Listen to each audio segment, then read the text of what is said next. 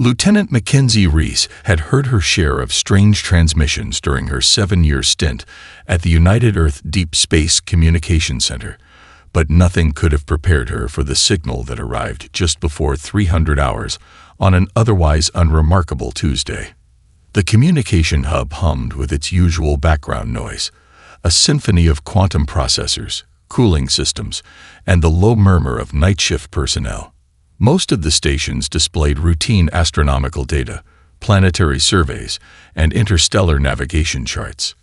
Mackenzie's station, positioned in the far corner of the massive circular room, typically handled deep-range signals from the most remote research outposts. Her fingers danced across the holographic interface, performing her standard diagnostic sweep when something caught her eye. A transmission was pushing through the quantum communication network, but it was unlike anything she'd ever seen before. The signal was a fractured mess of data, like shattered glass reassembling itself in real time. "Central, I'm picking up an anomalous transmission," she called out, her voice cutting through the ambient noise. Senior Technician Derek Williams approached, his weathered face etching with concentration. He'd been monitoring deep space communications for over 2 decades and had seen his share of strange signals. "Put it on primary display," he commanded. The main holographic screen flickered to life, revealing a chaotic pattern of data streams. Fragments of visual information burst through, glimpses of something biological, mechanical, and utterly alien. Blood-red streams of code intertwined with mechanical schematics, creating a nauseating visual symphony that seemed to pulse with an almost living energy. "Origin?" Williams asked, leaning closer. Mackenzie's fingers flew across the interface. "Zalaxian Research Station, Kepler 452 bits quadrant. It's a deep space technobiological research outpost. They've been studying potential life-supporting planetary systems about 1,400 light-years from Earth." The Zalaxians were known for their meticulous research, a species that prided itself on scientific exploration and careful documentation. Their research stations were considered some of the most technologically advanced and secure facilities in the known galaxy. For such a transmission to emerge from their systems suggested something catastrophically wrong. Fragments of audio began to filter through, not in any standard language, but in a series of horrific sounds that seemed to blend biological distress with mechanical breakdown.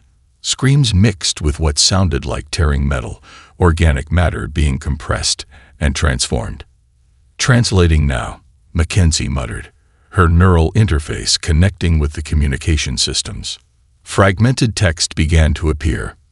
"Greater than containment breach. Greater than biological transformation accelerating. Greater than neural networks compromised. Greater than evolutionary process cannot be stopped."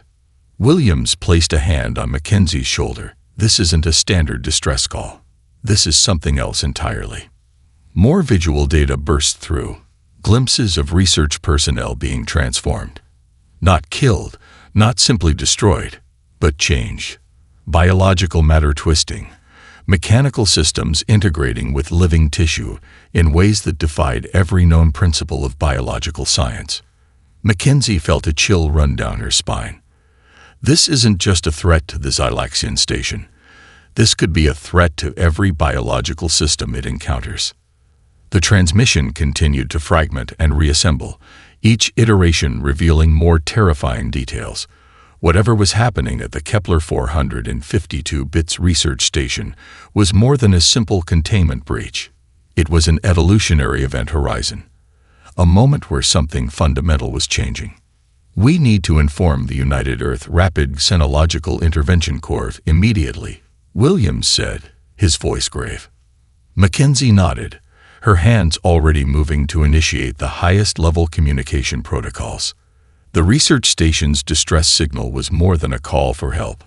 It was a warning, a desperate transmission from the edge of known scientific understanding. Something was coming, and humanity would need to be ready. The United Earth Emergency Response Complex sat nestled beneath the Rocky Mountains, a labyrinthine facility that existed more in classified documents than on any public map. When the Kepler 452 bits transmission arrived, The complex transformed from a dormant fortress to a hive of controlled chaos in less than 17 minutes. Commander Jack Harker stood in the primary briefing chamber, a room designed to look both militaristic and scientific. Brushed steel walls lined with holographic displays, each screen pulsing with fragments of the mysterious transmission. His cybernetic left eye, a replacement from a previous mission that went sideways in the Proxima Centauri system, calculated and recalculated potential threat scenarios faster than any human brain could process. "We're not mounting a rescue mission," Harker stated flatly to the assembled team of specialists. "We're conducting a surgical intervention with extreme prejudice." Dr. Olivia Bennett, the lead xenobiological researcher, stepped forward. Her reputation preceded her, a woman who had rebuilt entire ecological systems and mapped genetic structures that most scientists considered impossible. She wore a standard-issue black research uniform, multiple communication devices, and biological analysis tools woven directly into the fabric. "The transmission suggests this is more than a standard containment breach," she explained, her fingers dancing across a holographic interface that projected three-dimensional biological schematics. "Whatever infected the Zelaxian research station is an adaptive organism that doesn't just spread, it transforms." Major Ryan Martinez, the team's tactical expert, brought up detailed scans of the research station. Martinez was ex-Special Forces with a doctoral degree in quantum mechanical engineering, the kind of hybrid expert that made the UERIXC so formidable. His analysis showed multiple layers of potential threat scenarios. Initial data suggests the organism can rapidly integrate technological and biological systems, Martins reported. "It doesn't just infect, it reconstructs. Every system becomes a potential vector for its expansion." Harker knew they were assembling something more than a standard intervention team. This was a precision strike force designed to handle scenarios that existed beyond conventional warfare or scientific exploration. Each member was a specialist, chosen not just for their individual skills, but for their ability to adapt and overcome in scenarios that would break normal human teams. Dr. Elena Rodriguez, a quantum computational expert, brought up a series of complex algorithms. "We've developed initial containment strategies," she explained. "But this organism learns. Every interaction becomes data for its evolutionary process. Traditional containment protocols will fail within hours, potentially minutes." The team represented humanity's cutting edge, individuals who blurred the lines between soldier, scientist, and strategic problem solver. There was Sarah Kim, a biotechnical engineer who had developed adaptive nano-reconstruction techniques. Derek Williams, a veteran communication specialist who could decrypt and manipulate complex signal patterns. Marcus Johnson, an expert in extreme environment survival who had spent 3 years living in the methane oceans of Europa. Harker knew they weren't just preparing for a mission. They were preparing for a potential species-level conflict. "We have a 48-hour window," Harker announced. "After that, if we cannot contain or eliminate the threat, we will be forced into more extreme measures." The unspoken implication hung in the air.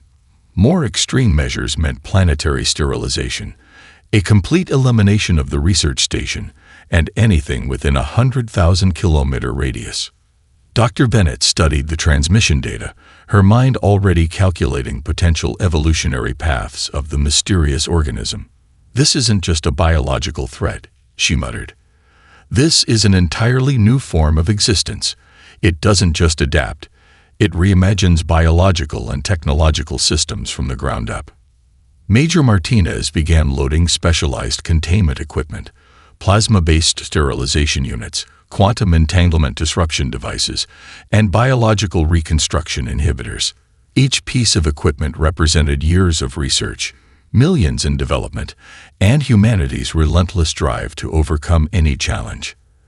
As the team prepared, Harker knew they represented something more than a military or scientific unit. They were humanity's immune system, a specialized response team designed to protect not just Earth, but the potential of human expansion into the cosmos.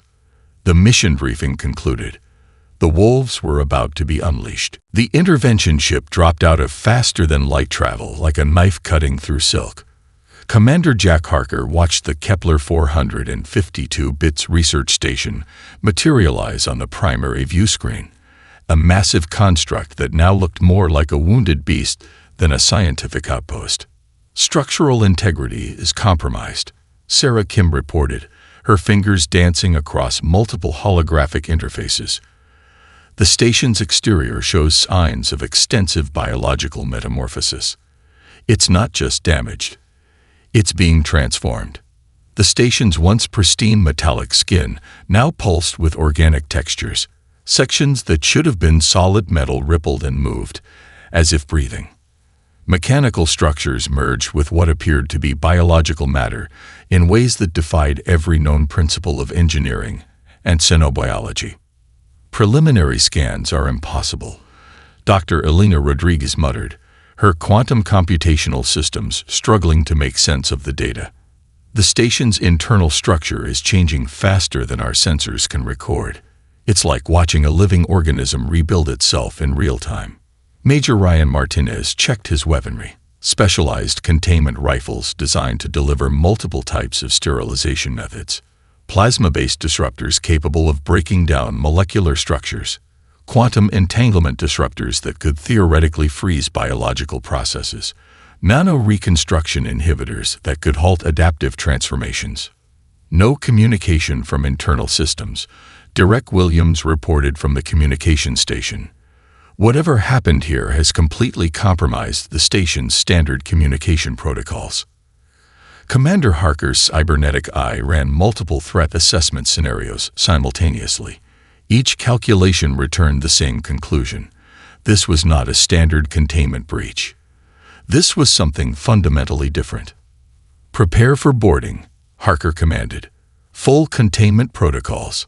Nobody touches anything without full protective systems engaged." The boarding team suited up in next-generation intervention gear.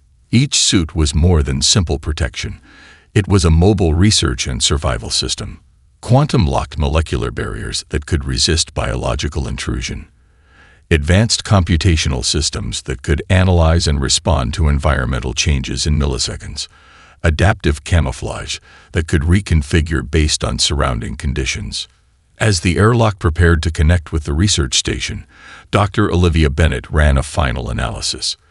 "The biological transformation we're seeing isn't random," she explained. "There's an underlying logic to it. It's like the station itself is becoming a single, massive organism."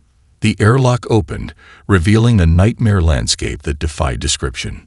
What should have been a pristine scientific facility had become a horrific fusion of technology and biological matter. Corridors that once had clean metal walls now pulsed with organic tissue. Mechanical systems intertwined with what looked like living muscle and neural networks. The very air seemed to move, to breathe. "Holy shit," Marcus Johnson whispered, his extensive survival training struggling to comprehend what he was seeing. Harker's voice cut through the moment of shock. "Stay focused. Stay together." The first research lab they encountered was a scene of impossible horror. Xylaxian research equipment had been completely integrated with biological structures. Microscopes became part of what looked like massive nerve clusters. Computer systems were now embedded within what appeared to be living tissue, pulsing with an alien rhythm. The researchers, Sarah Kim said, her voice barely a whisper, "They're not dead. They've been incorporated." Fragments of what were once living beings could be seen, partially merged with mechanical systems, transformed into something that was neither technological nor purely biological. They were witnesses to a complete reimagining of life itself. Dr. Bennett approached a partially transformed research console, her protective suit's sensors working overtime. "This is beyond infection," she reported. "This is a complete systemic reconstruction. Whatever organism we're dealing with doesn't just spread. It fundamentally rewrites the rules of biological and technological existence." Major Martinez kept his weapon ready, scanning potential threat vectors. "Movement in secondary corridors," he warned. "Something is aware of our presence." The station was alive. and it was watching them. Commander Harker knew they had just crossed a threshold into something humanity had never encountered before. This was more than a mission of rescue or containment. This was first contact with a form of existence that challenged everything humans understood about life, technology, and survival. The first attack came without warning. One moment, the corridor was silent. The next, the walls themselves seemed to breathe and shift. Major Ryan Martinez caught the movement in his peripheral vision, a section of the station's wall beginning to ripple and reshape, biological matter and mechanical systems interlacing with impossible speed. "Contact," he shouted, plasma rifle already raising and charging. Dr. Olivia Bennett's computational overlay began tracking the transformation in real time. The wall was not just moving, it was constructing. Mechanical components merged with organic tissue, creating appendages that defied every known principle of biological engineering. What started as a simple surface began to form limbs, sensory clusters, and what could only be described as weapon-like projections. Commander Jack Harker's cybernetic eye processed the transformation faster than any human brain could comprehend. "Defensive formation," he commanded, his voice cutting through the sudden chaos. Sarah Kim's specialized scanning equipment went into overdrive. "It's learning," she reported, her voice a mix of scientific fascination and pure terror. "Every microsecond, the organism is analyzing our equipment, our movements, our response patterns." The first wave of attack was nothing like traditional combat. The station itself became a weapon. Mechanical conduits transformed into razor-sharp tendrils, sections of wall extruded biological matter that hardened into crystal-like projectiles. The very environment was becoming a living, thinking weapon. Major Martinez fired his plasma rifle, a weapon designed to break down molecular structures at the quantum level. The energy burst should have obliterated anything in its path. Instead, the beam seemed to be absorbed, analyzed, and immediately countered. Where the plasma struck, the biological-mechanical hybrid matter momentarily dissolved, only to rapidly reconstruct itself with modifications that seemed to neutralize the weapon's specific frequency. "It's adapting in real time," Dr. Elena Rodriguez shouted, her computational systems working at maximum capacity. "Each interaction is becoming data for its evolutionary process. Our weapons are just giving it more information to adapt." Marcus Johnson, the survival expert, found himself facing what had once been a research station corridor. Now it was a living, breathing ecosystem of destruction. Mechanical arms grew from what were once smooth walls. Biological sensors sprouted like grotesque flowers, tracking the human team's every movement. "This isn't an infection," Dr. Bennett realized, her voice cutting through the chaos. "This is a complete systemic reconstruction of reality. It doesn't just adapt, it reimagines entire biological and technological systems with each interaction." The team's protective suits began to show signs of stress. Quantum-locked molecular barriers that should have been impenetrable started to undergo subtle transformations. The organism was learning, analyzing, rewriting the very principles of their advanced technology. Commander Harker made a rapid tactical assessment. "Controlled retreat," he commanded. "We need to analyze before engaging further." But retreat was not simple. The station itself seemed to be learning their movement patterns. Corridors shifted. Mechanical systems became biological barriers. What should have been a straightforward withdrawal became a three-dimensional chess match against an opponent that rewrote the rules with each passing second. Sarah Kim's computational overlay began to show the terrifying truth. "It's not just adapting our technology," she reported. "It's beginning to understand our tactical thinking, our retreat patterns, our communication methods. Everything is becoming data for its evolutionary process." Major Martinez fired a series of quantum entanglement disruptors, weapons designed to freeze biological processes at the molecular level. Each burst should have created an absolute zero point of biological activity.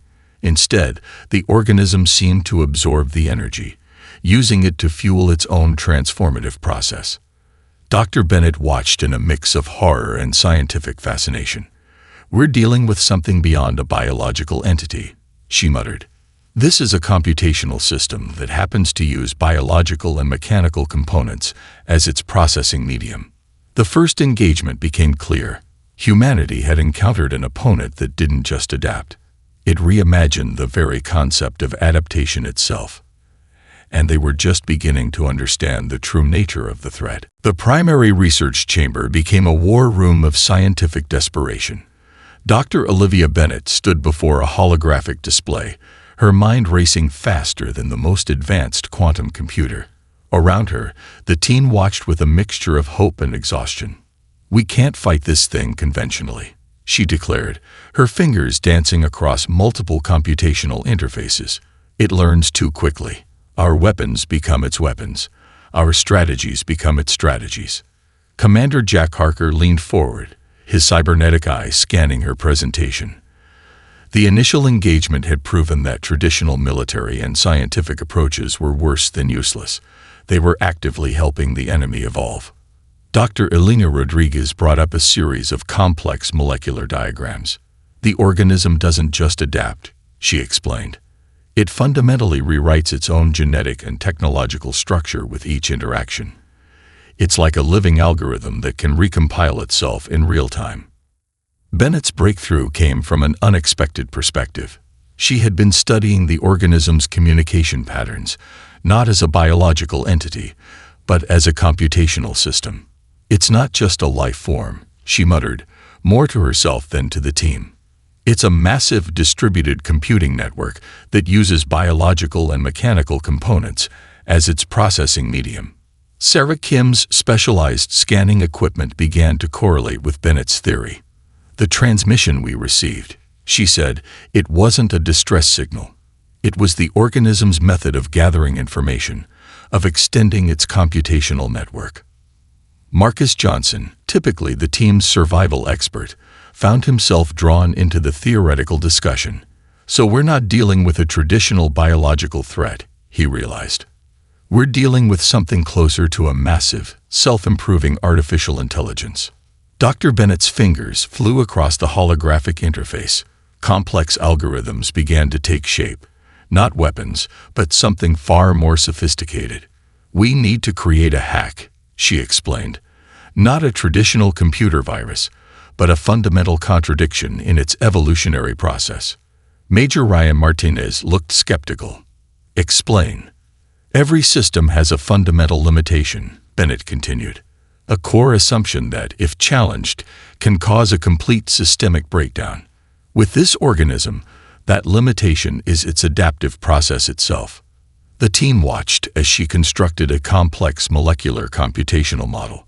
It was beautiful in its complexity, a series of genetic and technological triggers designed not to destroy, but to fundamentally break the organism's ability to adapt. "We'll use its own evolutionary process against it," Dr. Rodriguez added, understanding beginning to dawn. "Create a series of genetic and technological contradictions that force it into an impossible computational state."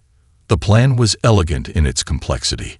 They would introduce a series of molecular triggers that would force the organism into multiple, simultaneous, and contradictory evolutionary paths.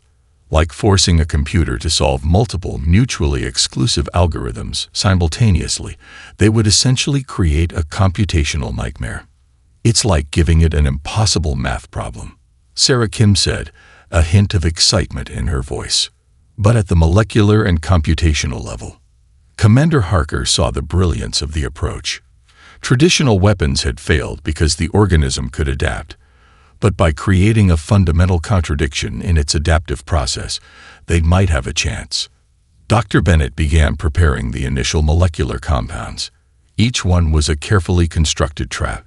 Genetic sequences that would trigger multiple, conflicting evolutionary responses. Technological markers that would force impossible computational decisions. "We're not trying to destroy it," she explained. "We're trying to break its ability to function. Force it into a state of perpetual, unresolvable adaptation." The team worked with a precision that bordered on artistry. Molecular compounds were prepared. Computational models were refined. Each team member brought their specialized expertise to create what was essentially a massive, multi-layered computational trap.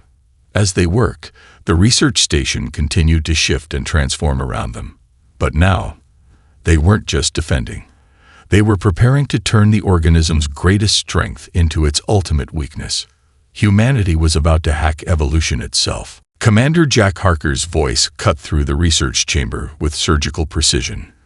"We're converting the entire station into a containment trap." The team looked up, understanding the magnitude of what he was proposing. This was no longer a rescue mission, or even a standard intervention.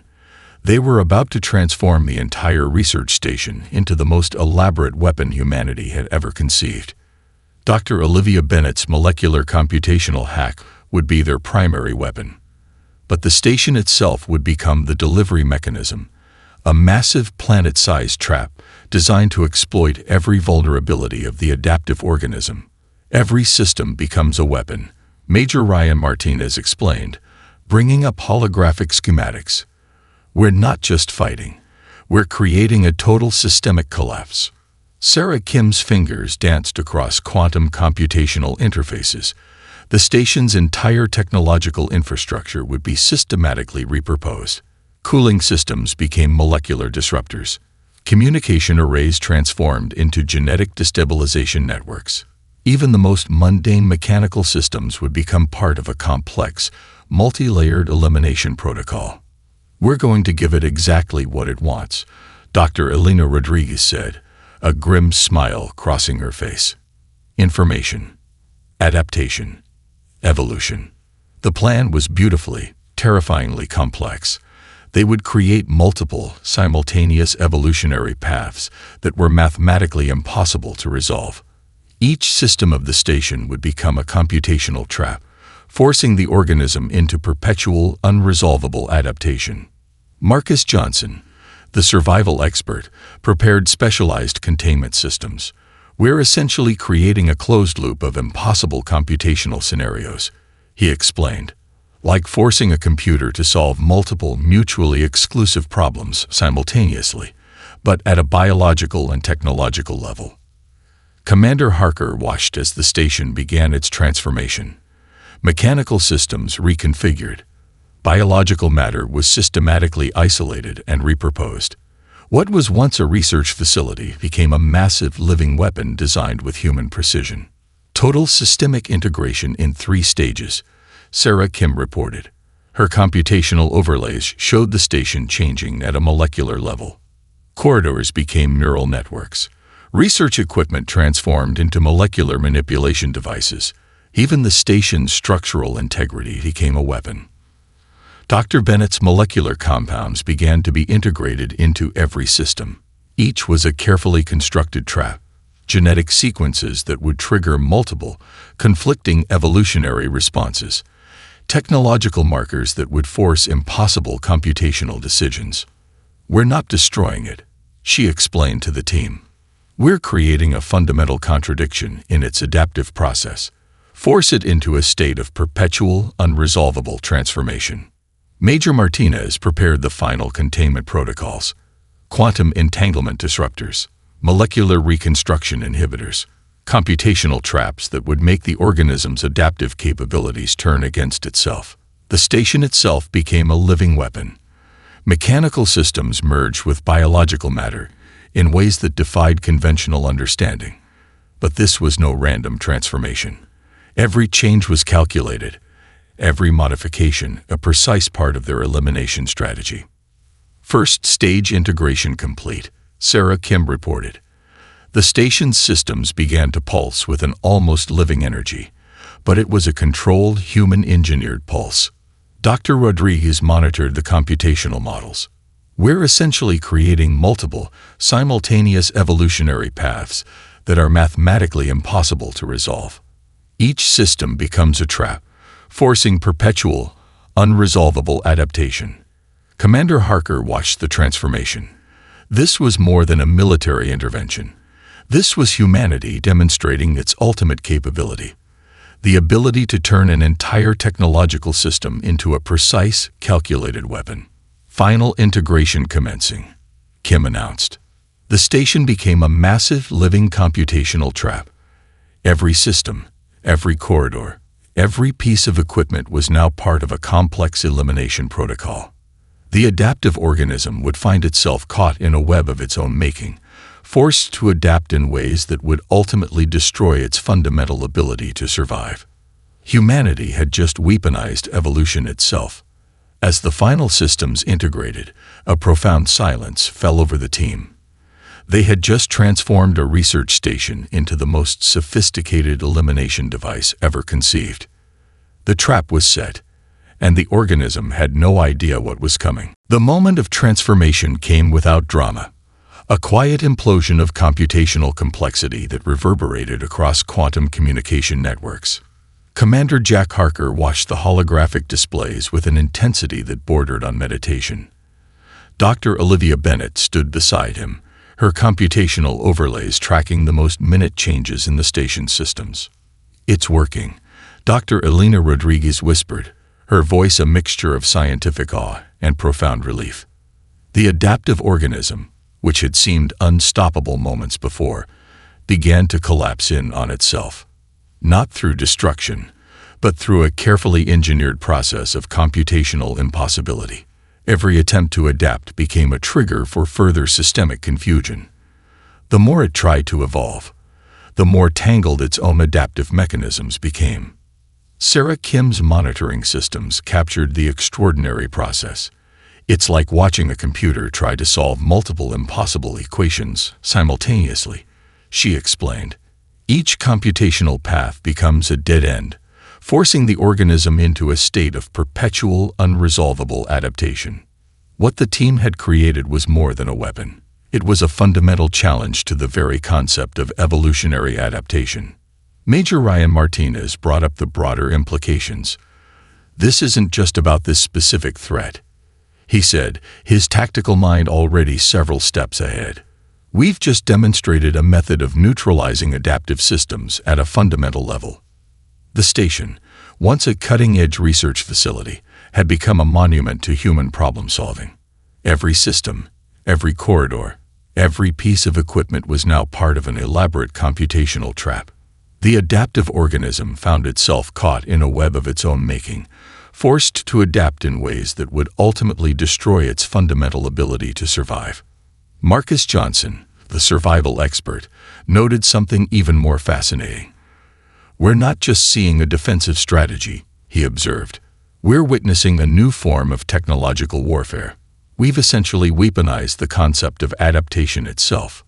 Unexpected data began to stream in from multiple interstellar communication networks. The team realized their intervention had sent shockwaves far beyond the immediate mission parameters. "Other research stations are receiving fragments of our transmission," Dr. Rodriguez reported. "But it's not just data. It's a message."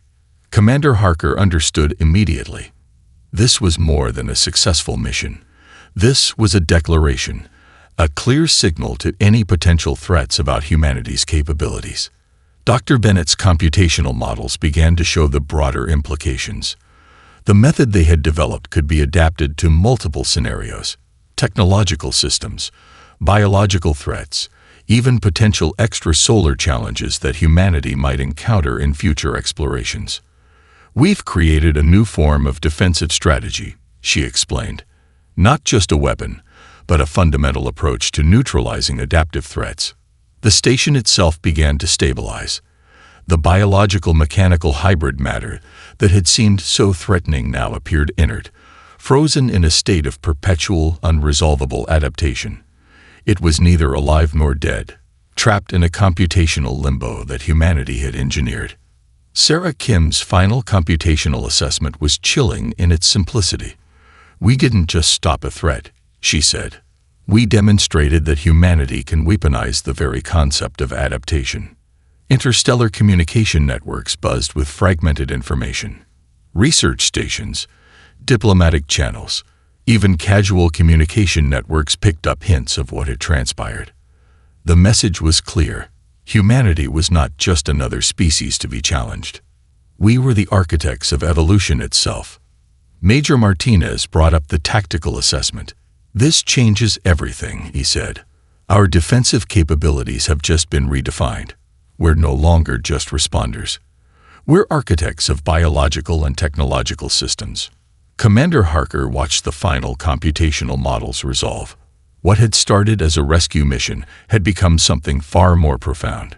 A demonstration of human capability that would echo across multiple scientific and military disciplines.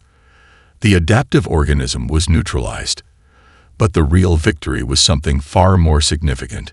Humanity had just rewritten the rules of survival. The United Earth Government Research Complex stood as a testament to human resilience.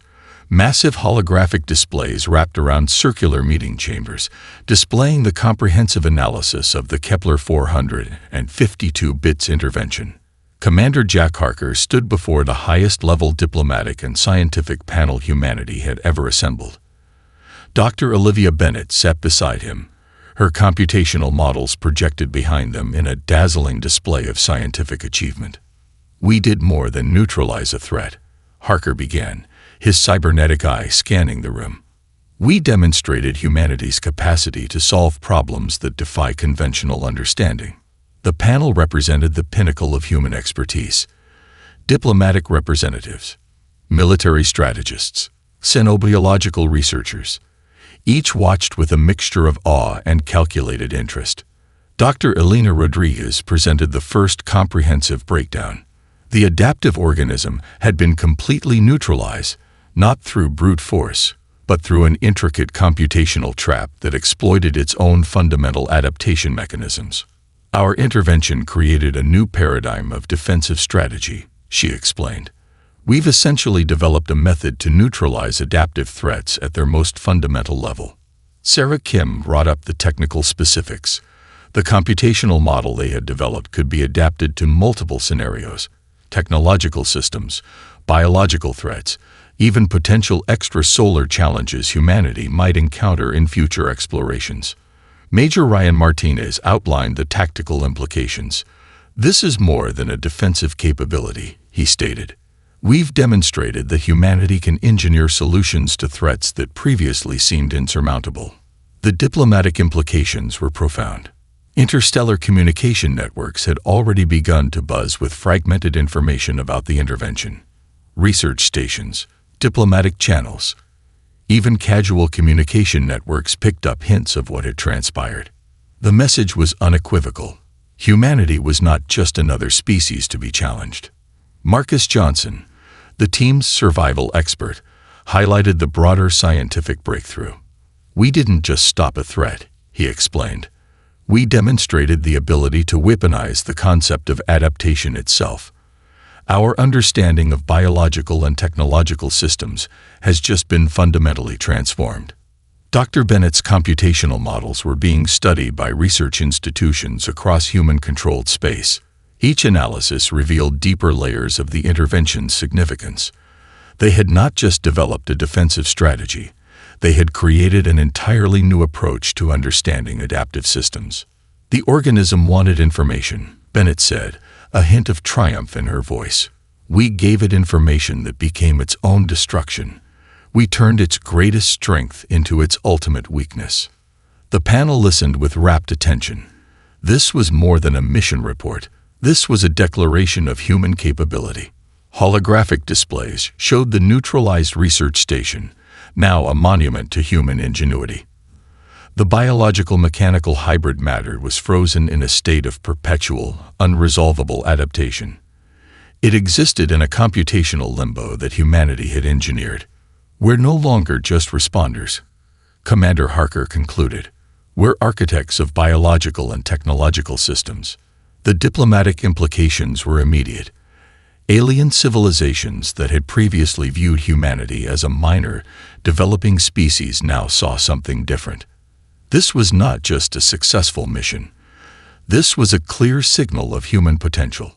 Sarah Kim's final computational assessment captured the moment perfectly. "We didn't just stop a threat," she said. "We demonstrated that humanity can rewrite the fundamental rules of adaptation and survival." The team had transformed a potential extinction-level event into a showcase of human problem-solving. What had started as a rescue mission had become a profound statement about human capabilities. As the presentation concluded, the panel sat in silence. The implications were clear. Humanity had just elevated itself in the cosmic hierarchy. We were no longer just survivors. We were the engineers of evolution itself. In the vast darkness of space, other civilizations would be watching, and they would understand one fundamental truth. Humanity had just changed the rules of the game.